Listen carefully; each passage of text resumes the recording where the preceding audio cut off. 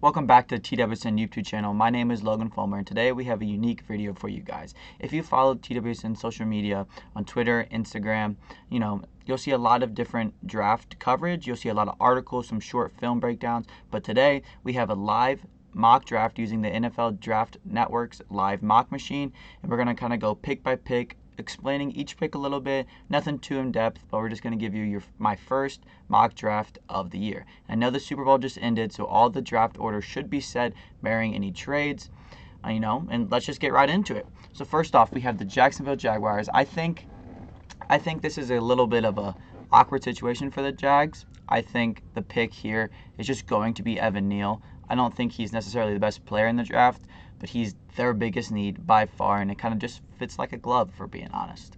Now, number two, the Detroit Lions. I think, this player he was always kind of mocked at the top of the draft boards, and now there's been some stuff about him maybe slipping a few picks or whatever, but I just don't see it. I think at 2, the Detroit Lions will end up going Kayvon Thibodeaux from Oregon.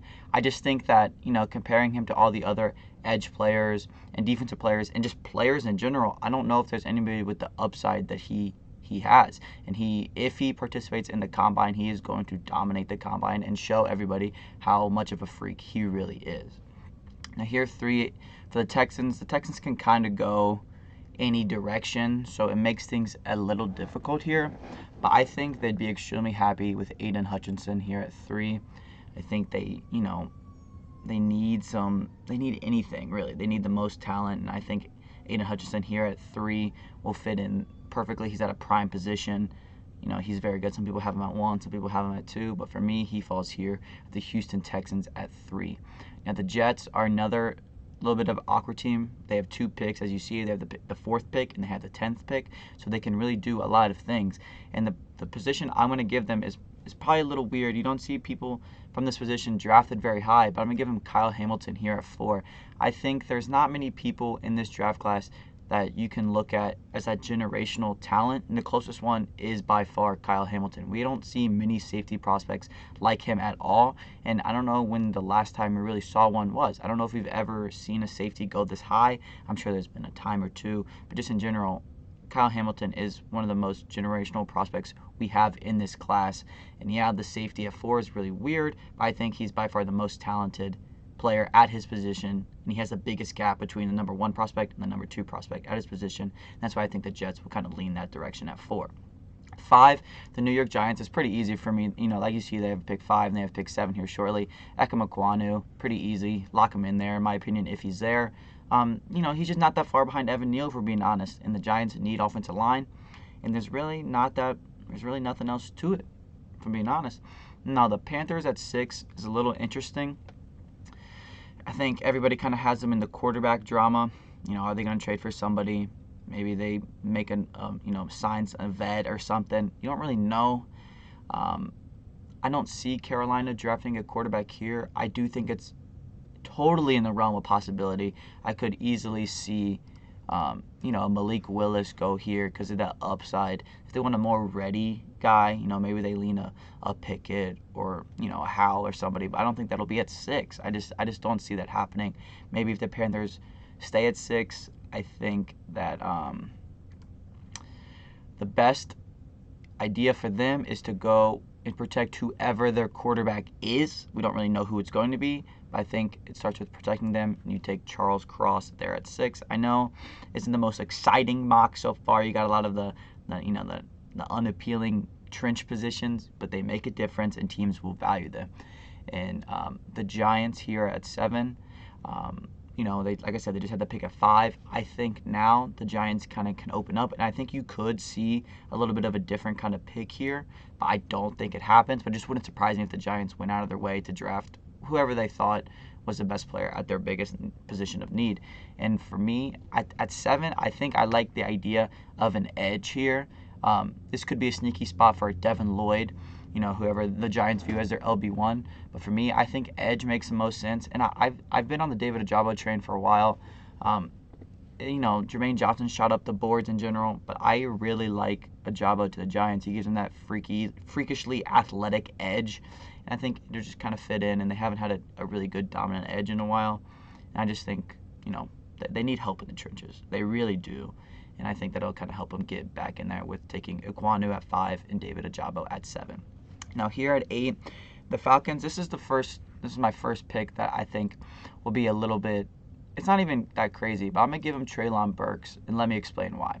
So when you come into the draft prospects, something a lot of people like to do is to kind of give comps and to kind of, ceilings and floors comparisons. And I think a lot of people see a lot of similarities between Treylon Burks and a guy like A.J. Brown.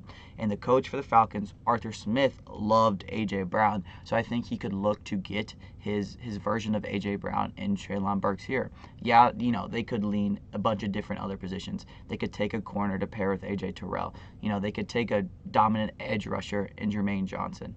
They can really do anything. They could take an offensive lineman. But I think with the Calvin Ridley future up in the air, and even if he stays, pairing Calvin Ridley with Treylon Burks would be awesome, and I think it's something Arthur Smith is really going to push for. Who knows if it's going to come to fruition, but I totally can see it happening. Now 9 for Denver, another team in the QB drama, man. I really don't know what to do with them here. It's early in the year. I mean, it's February. The draft isn't until April. Free agency is a month away. Are they going to make a trade? Are they not? I think Denver is a lock to add a quarterback.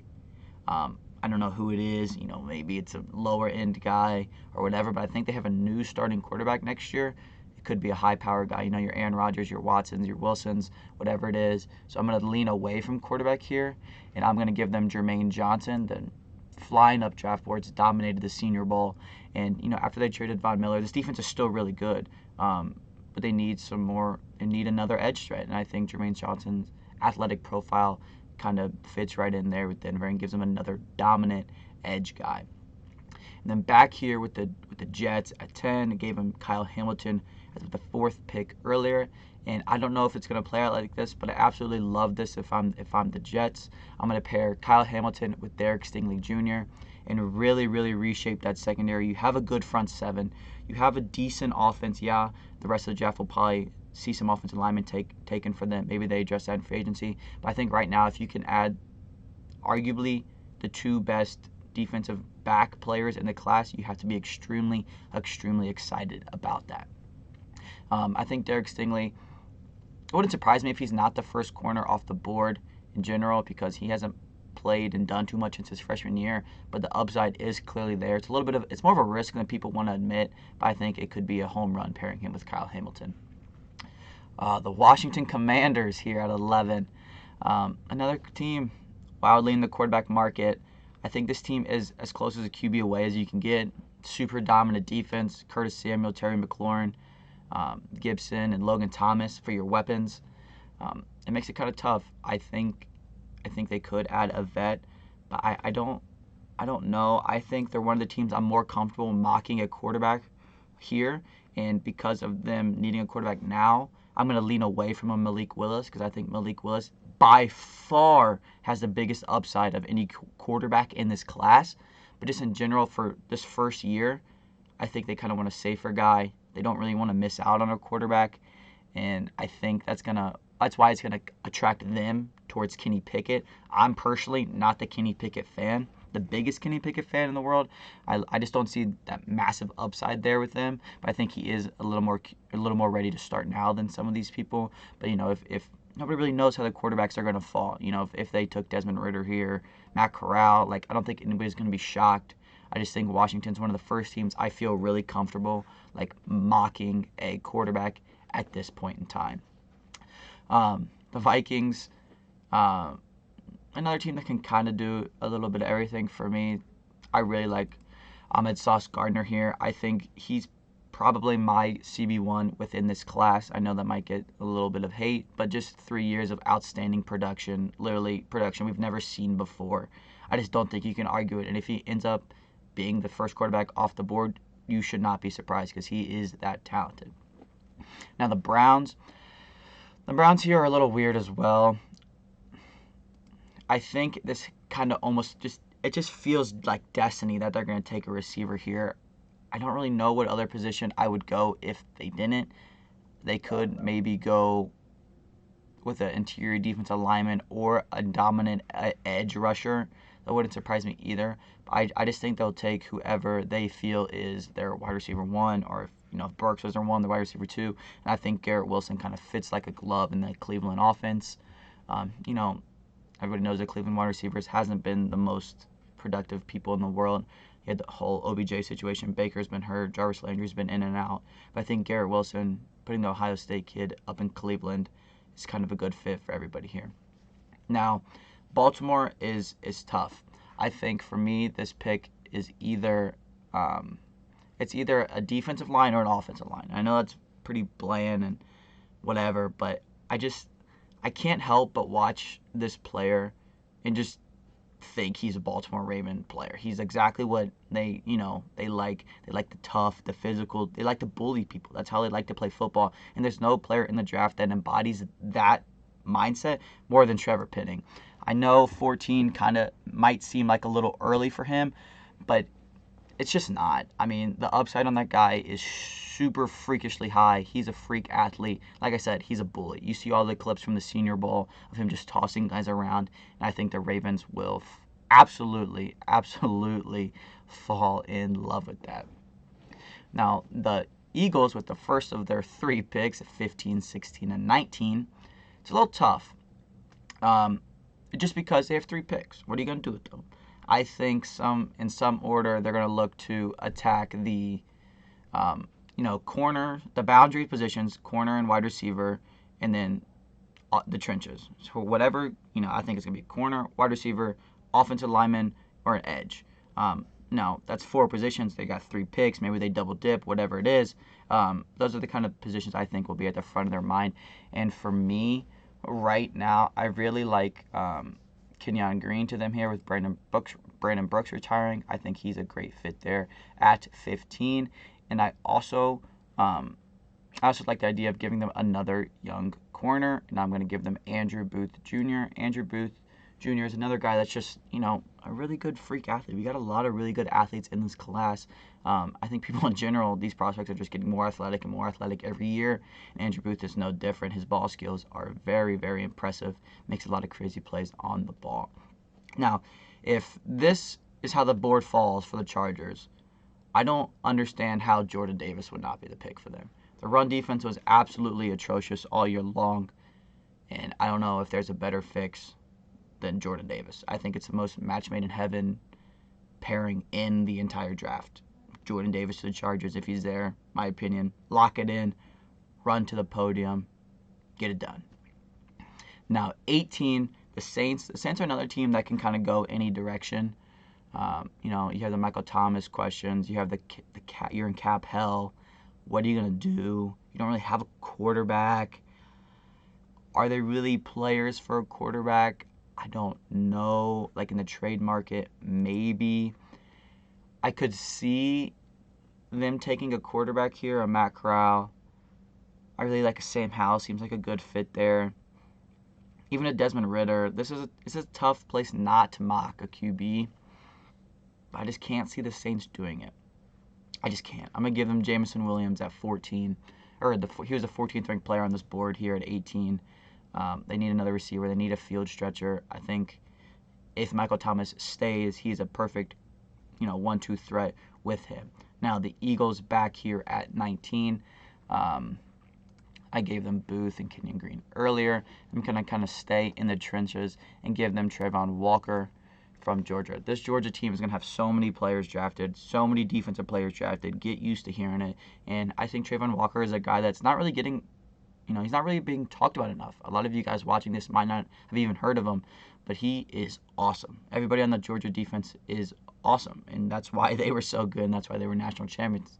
But Trayvon Walker, the edge, filling in that edge role for the Eagles will be something that they like. And these 3 picks for them, like I said, this draft isn't about the stars. It's not about your franchise players. You're going to get quality players throughout the entire draft, and the Eagles fill 3 primary positions with the interior offensive line, a corner, and an edge, and they got 3 high upside players with that.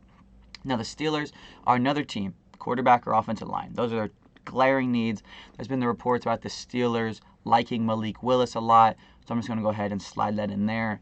I think it kind of makes sense with their offensive line struggles, he can kind of run around and make some plays, make life a little easier for the offensive line.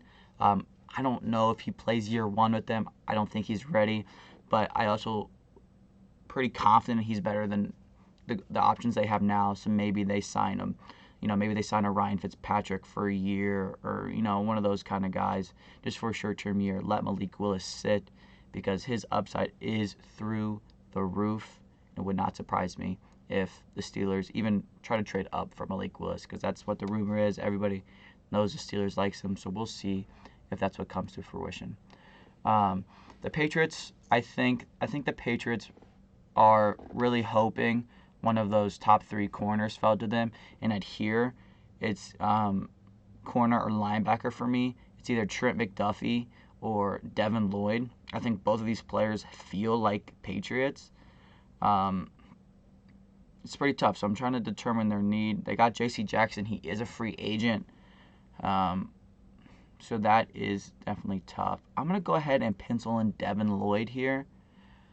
I think they need just an uber athletic linebacker, playmaker that can just fly around and make plays. They have some solid guys, but nobody just with the sideline to sideline speed and mindset that Devin Lloyd has. Like I said, Trent McDuffie was pretty tough to pass up there for them, but I just think they'll view the linebacker position a little higher. It just kind of feels like what the Patriots have usually done in their career. Now here at 22, the Las Vegas Raiders. The Raiders always seem to throw a surprise at you on draft night, which is kind of what they do. I think 22 here, they're going to play it safe and just take a guy like Tyler Linderbaum. Their offensive line hasn't been the best. We know they traded Rodney Hudson to the Cardinals, who are on the clock now, so I think they're kind of looking to replace that still. Their offensive line was young and a little inexperienced last year, and they didn't play terrible, but they didn't play the best either. But when you have a guy like Tyler Linderbaum, who's the best center prospect we've seen since Frank Ragnow, I think you feel pretty confident about it. Center's a little weird position. He could go way higher. He could go way later. But I think the Raiders are kind of, he feels like a little bit of a Raider play, that tough, nasty mindset, just, big guy that's athletic. Just feels like a Raider a little bit. At 23, the Arizona Cardinals. I'm going to give them Trent McDuffie. They need a corner bad. Kind of give them that UW secondary with Byron Murphy back there. A couple other guys, too. It's kind of crazy. But I think he's a good fit. They need a corner. Marco Wilson played solid for a rookie, but still nothing that you can't draft a corner for. They need some depth there. They just need more talent there in general. And the Cowboys here at 24, their needs are a little weird because, right here it says they need edge help. But, Micah Parsons dominated in that role last year. I know they don't have too much other things besides that. But I think that kind of pushes it to the back burner a little bit for me. And the position I think is a bigger need for them is safety, and I love these safeties in general. This is a very good safety class, but I can see Micah Parsons making a pitch, them seeing the Penn State success last year they had, and just double dipping again and going Jaquan Brisker here at 24. I know it's a little bit of a weird pick. Again, another safety in the first, but it's a really big position of need for them. They really need it, and like I said, the whole Penn State Micah Parsons connection, I think that could be something they lean to and just kind of try to bank on again. The Bills here at 25, another, Bills are good. Everybody knows how good the Bills are. What can they draft to push them over the top? I think it's tough, but I think I'm going to just pencil them in Zion Johnson here. Their offensive line is solid, but it needs to be really good. The running backs aren't the best. They're not the worst. Evan Singletary definitely shows some flashes. You can definitely, consider other defensive positions, some interior defense, even Karlaftis sitting here, Devontae Wyatt sitting here. Those could definitely spark your interest. You could go with another corner. The Bills can do a lot. They don't have any glaring needs. They kind of have the second tier needs, like the depth filling out pieces. But I think Zion Johnson is just an awesome pick here. Just a great pick for them. Just a super physical guy that, will fit well in Buffalo. And now the Titans here at 26 is an interesting one as well. Their defense played a lot better this year than it did the year before. And I think they're going to try to put the finishing touches on that and draft Nakobe Dean. Nakobe Dean had an awesome year at Georgia. Awesome year at Georgia. His film is super fun. He could easily be LB1 coming off the board. You could easily switch him and Devin Lloyd, who I mocked to the Patriots here. But for today, I think this is how it falls. Nakobe Dean and Titans fans would be extremely happy here. Super fast, super athletic, can fly around, and just kind of make up for the ground that they just didn't have this year. Their defensive line is awesome in the playoffs. The secondary is solid. This could also be a receiver. Wouldn't surprise me there. Julio Jones is older, wasn't the most healthy. A.J. Brown is awesome, but he did have a little bit of injury concern, so I think they could play it safe and add another receiver. They could add an offensive line. They can add a corner. They can do a lot, but for now, I like Nakobe Dean to them here at 26. Now the Bucs, another really interesting team. Obviously, everybody knows the GOAT Tom Brady packed it up and retired. For now, we'll see what happens with that. I don't know. I really like. Chris Olave here to the Bucs at 27 is awesome. Chris Godwin could leave, and even if Chris Godwin doesn't leave and you draft a receiver, they ran 3 wide receivers a sets lot last year when they had Antonio Brown, Mike Evans, and Chris Godwin all healthy. And in the worst case, if you run Chris Olave, he feels like he meshes with Mike Evans really well. So I think that'd be a really solid pairing in general. This could be a lot of things, man. It could easily be an offensive lineman. Maybe they shock the world and go with their favorite quarterback. But I think for now, Chris Olave feels like a safe, decent, high floor, good fit for them. Now the Packers here, George Karlaftis feels pretty easy. I know this could be a receiver. Maybe they draft another receiver and try to entice Aaron Rodgers back in. But I think the biggest need for their team is going to be another edge defender. You have Kenny Clark up the middle. Rashawn Gary and the Smith brothers, but free agents, they don't have too much money in the world. So I think Karlaftis, Karlaftis was a guy that was once projected, top 10, and he just doesn't have that. I don't think he has that huge upside that a lot of the other edges drafted before him, which is why he is here at 28. But in general, Karlaftis has a very high floor. He's going to be a solid player. There's no doubt about it. But we just, got to see the upside. If he develops, he's going to be a steal for the Packers here. But if not, he's going to be a solid edge rusher for a long time. Now, 29 with the Miami Dolphins, man. That's a tough one. Their list needs are a wide receiver and a running back. I don't see them drafting a wide receiver. They could be the first team to take a running back. They really could. I don't know what this will be here. They could go simply best player available, but I just don't know who that is here. But for now, I think with Mike McDaniel coming in, he was the offensive coordinator for the 49ers. He does a lot of unique things that rely on a solid offensive line, and the Miami Dolphins do not have that. So I'm going to give them Daniel Falele here. Massive human being, by the way.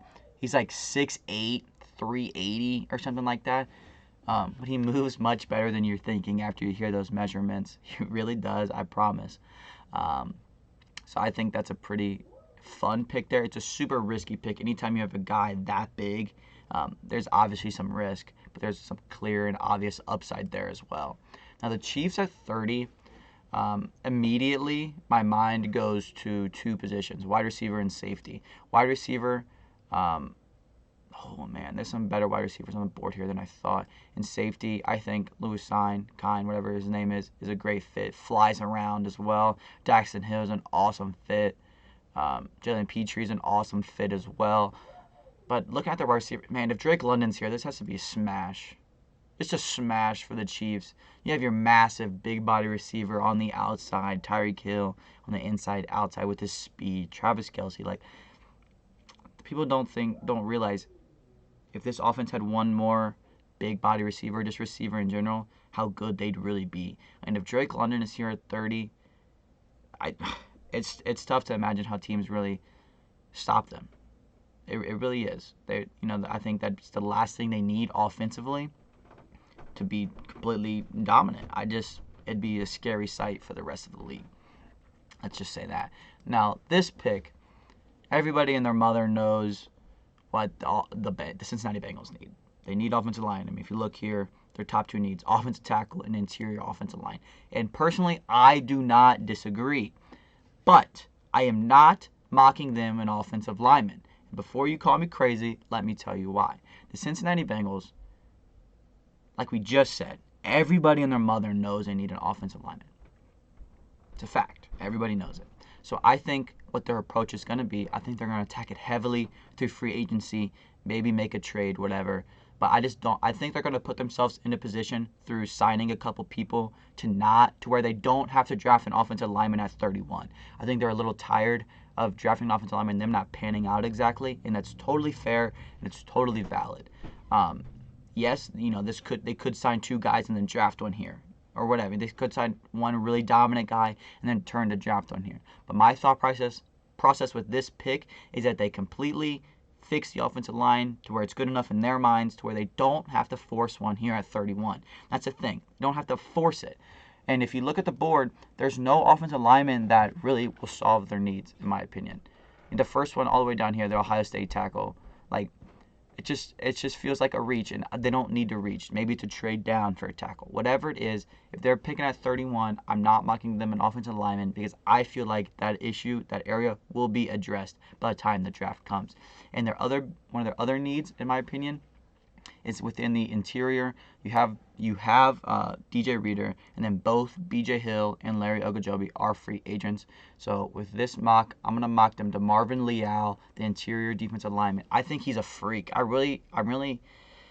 was really high on the boards for a while, and now he's kind of slipping down the boards. And I think the Bengals would have to be extremely, extremely excited. Him and DJ Reader providing some pass rush threat up the middle. I think it's just a home run pick here at 31. If they put themselves in a position to not need an offensive lineman. That is the big if here. Now, 32, the Detroit Lions. This could be a quarterback again. It really could. I think the Lions are just kind of out of position where they kind of just have to draft the best position available, draft the best player available based on their needs. And I think their wide receiver room has some big needs. And I absolutely love Jahan Dotson. I think he's a great receiver, but for the receiver they have Amon-Ra St. Brown. Not that they're the same player, but they're just similar. And I think the position they need that big body. They need that big X receiver they can throw to down the field and just jump balls. And this guy's been flying up draft boards, but Christian Watson from North Dakota State, man, dominated the Senior Bowl. Absolutely dominated the Senior Bowl. And I think he's going to find his way into round 1 and surprise a lot of people. Now here is just a little recap of the mock itself.